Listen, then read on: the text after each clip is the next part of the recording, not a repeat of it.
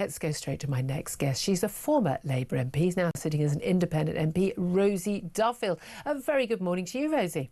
Hi, Julia. Thank you for joining us. Now, a couple of big stories I want to get your thoughts on. In particular, we'll start with the chaos and plotting in number 10 Downing Street that we've seen. Now, bearing in mind that it was just over a year ago that you resigned the Labour whip, you decided to sit as an independent, and in your resignation letter, you talked about Keir Starmer's cruel and unnecessary policies, sleaze, nepotism, apparent avarice and hypocrisy over his acceptance of all those gifts, the freebie football tickets and the Lord Alley suits and glasses. So let's establish you're not Keir Starmer's biggest fan. No. What do you make of the plots and allegations that have emerged over the last couple of days? I mean, look, the truth is I can say what my Labour colleagues can't say, and we've never been madly in love with Keir or his leadership.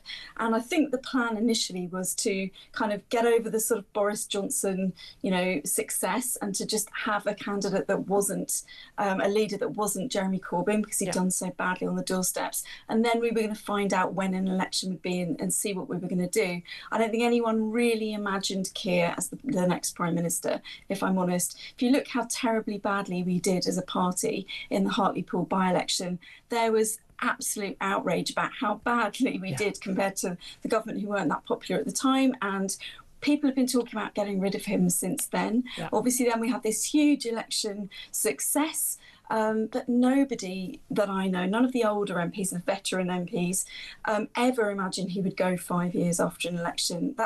I'm just being absolutely honest. No, that's true. It was fascinating, though. In July 24, after the election, the usual pundits were saying, the same ones who said that Boris Johnson in 2019 was going to last 10 years, the same ones who said that Labour Party were over, they were saying he's going to be in office for 10 years. Now it looks like he'll struggle to hit 2 years.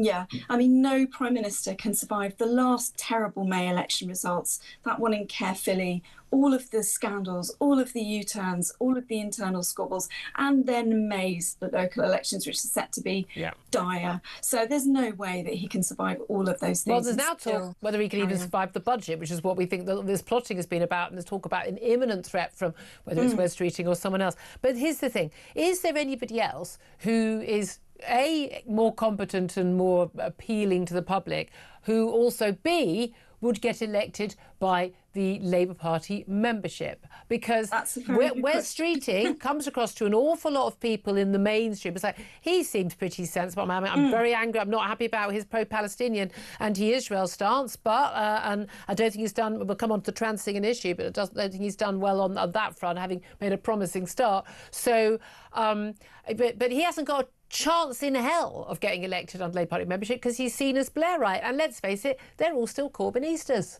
True. And I think there are two questions. Is this just a Prime Minister for now? Because as one of my very senior colleagues said to me, before July had even ended in 2024, this is the last Labour government for a generation. So are we just limping to the next general election, and it looks poll-wise as though that's what the party will be doing?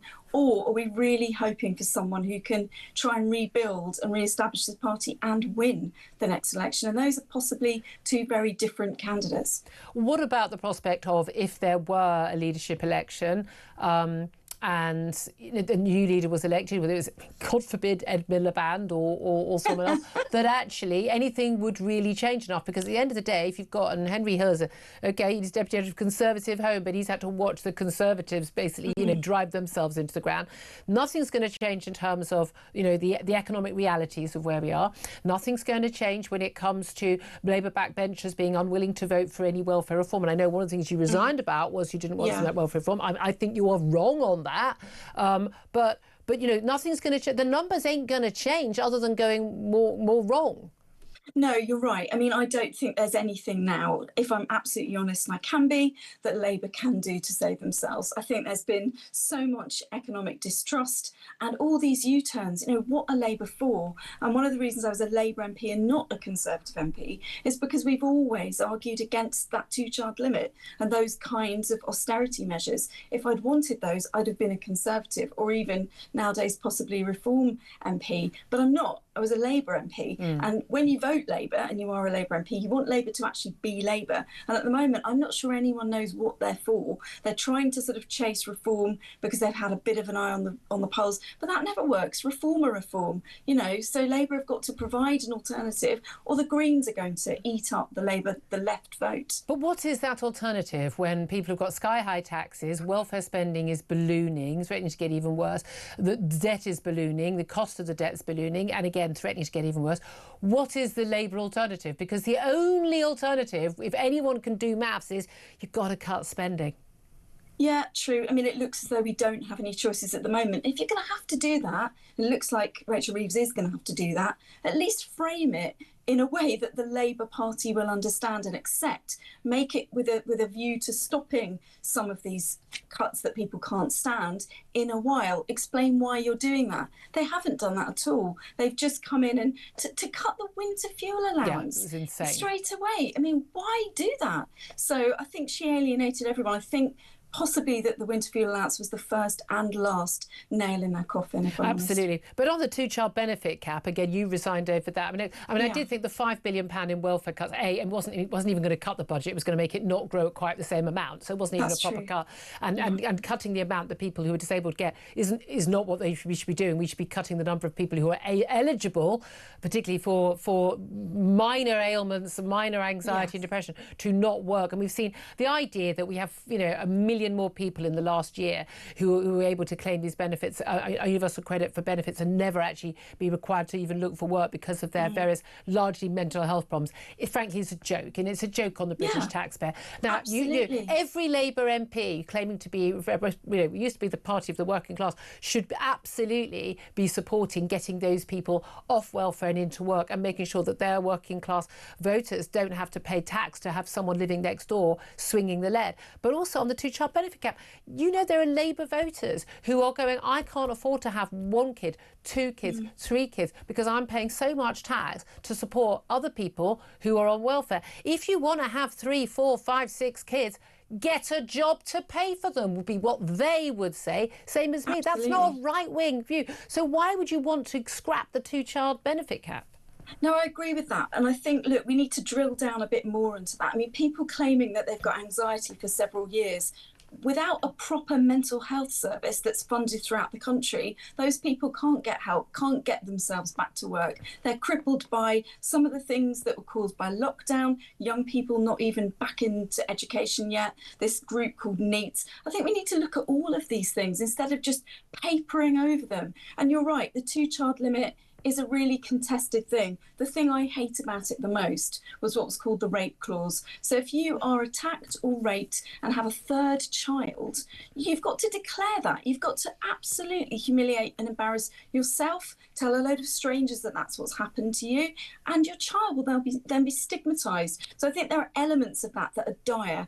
I'm sorry, I don't think that's the excuse for spending billions more pounds of taxpayers' money because someone in a document has to say, I didn't actually want to have this child. I mean, maybe we should get those women out of a situation where they're being raped. Maybe they should have abortions. They might not for religious reasons. That's not that. Yeah. I mean, I honestly, I think that's a cop-out, to be honest with you, Rosie. No, fair enough, but that is why I was a Labour MP. We believe in welfare. The Tories and Reform. You shouldn't believe in welfare. You should believe in a safety net, not welfare.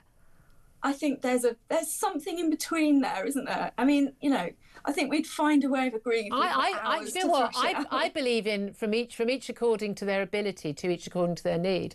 That's Karl Marx, I believe. But that's fundamental. Right. I think that a Labour MP, as you were, a Labour Party, should be representing working people and not welfare. I absolutely agree, but there are some families that do work two or three jobs and still can't afford to live. And look at the fact that wages are really low. This is again a nonsense. You're talking about dad working 2 days a week and there's a mum working a few hours somewhere. So you're not talking about two parents working full time like lots of other families do, and then not being able to. When we talk about the working poor on welfare, they are not parents working full time. End of. I do know people that do that, and I worked in a school in a really deprived bit of Canterbury, because believe it or not, there are deprived bits of Canterbury, and there were parents working incredibly hard, and they themselves were peed off when they saw what they thought were 12 child families getting benefits. So we need to get it right, and I think just scrapping it for more than two children isn't it's a sledgehammer to crack a nut. And but none of those children had to be born since that 2 years after the policy was announced. People had to, you've got a choice. There are millions of parents making a choice every single day not to have another child because they can't afford it, because they're paying so much tax, because they're paying for people who are not making the right choices. Let me ask you about the BBC there, because you've been a fantastic campaigner for women's rights, girls' rights. Not anti-trans, just pro-women's rights and safety.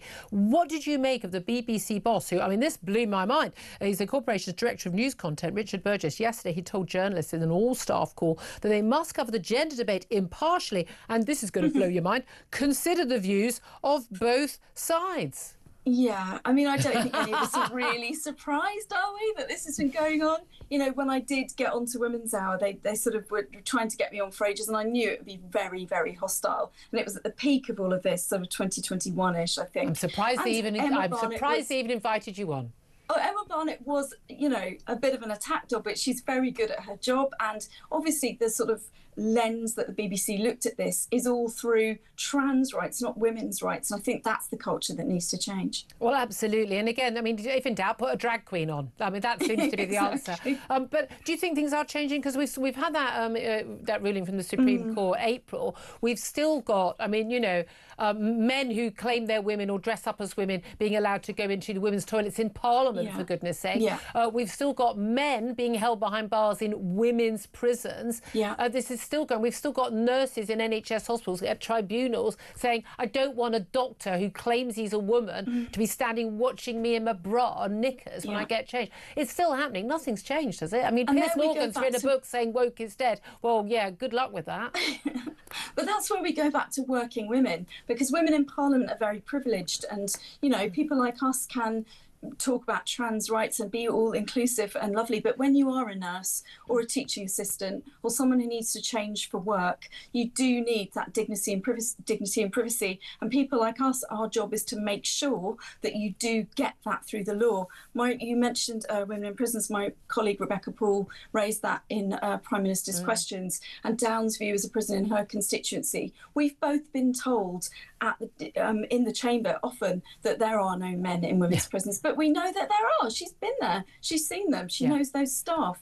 So that is something that hasn't quite filtered through yet. So we have these sort of middle class commentators who are all about inclusion, and the reality filters right the way down to women in prisons and women in working class jobs. Absolutely. Rosie Duffield, so good to talk to you, independent, former Labour MP Rosie Duffield. There. Quick response from Henry Hill. I mean, on the problem with the prisons, of course, is that we've got no spaces. So where are you going to move these handful of prisoners to? To men's prisons. Well, yeah, but exactly. But there's no. But you need to release some people. That's the prisons are a hideous mess. The thing that struck me about the BBC is that it's a lot of the problem is actually down to a restructure they did. There's now specialist desks. So previously every show would have a reporter who just covers stuff, and understandably your trans desk gets full of people with a view on that issue. Who have an obsession with that. Exactly, and that I think is the problem. Yeah. Absolutely. Well, again, you know, let's face it, like the climate change correspondents, whoa, yeah, you are absolutely crazy to actually say this is all a load of nonsense because you're off jetting away to Brazil for a conference, having a great time. Shh, keep strum, keep up the lifestyle. 11:40.